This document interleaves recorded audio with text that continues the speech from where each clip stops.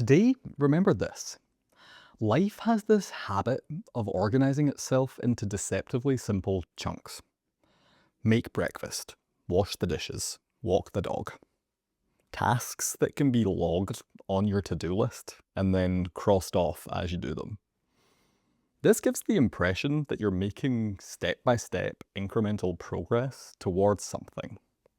Like there's an all done or pat on the back status to be reached.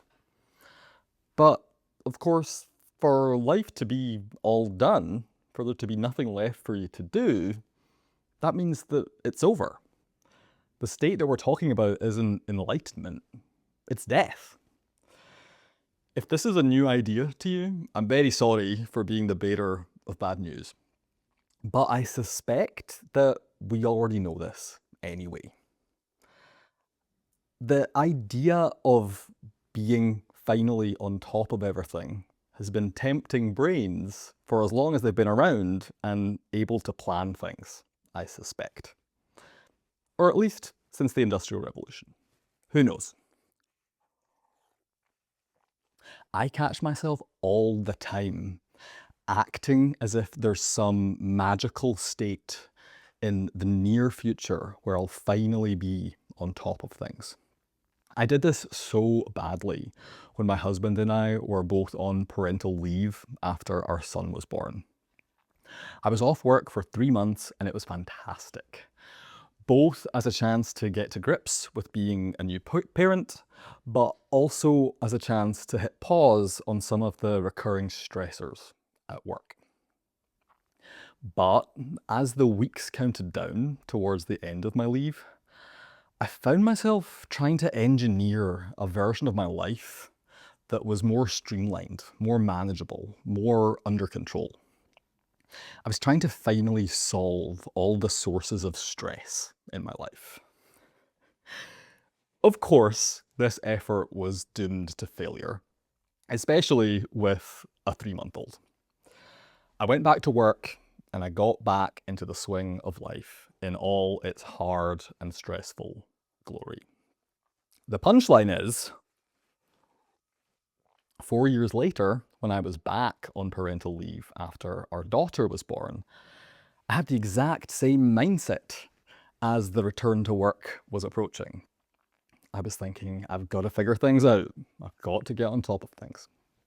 I'd learned nothing. The flaw in my logic, I think, is pretty clear. Because yes, many of the things that we put on our to-do lists recur. By their very nature, we need to come back to do them again and again and again. My most detested example is laundry. But it's not just that I have to do laundry pretty often that makes it annoying.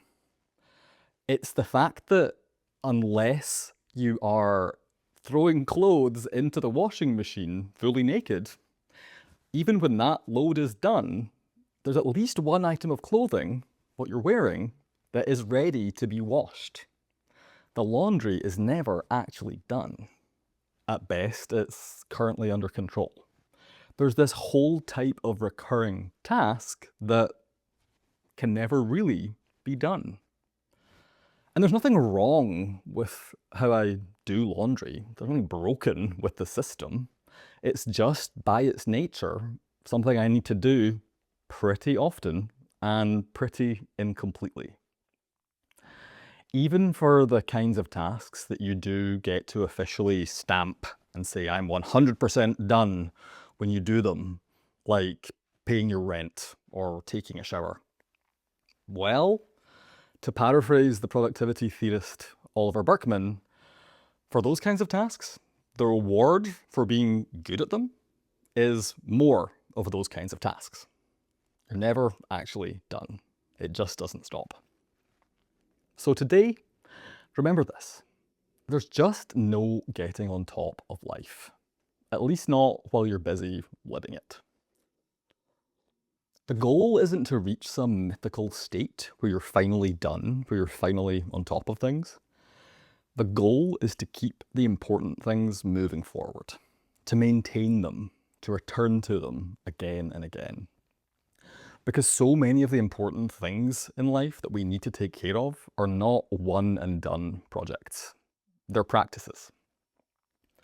A question to take with you: what's one meaningful thing in your life that keeps finding its way onto your to-do list?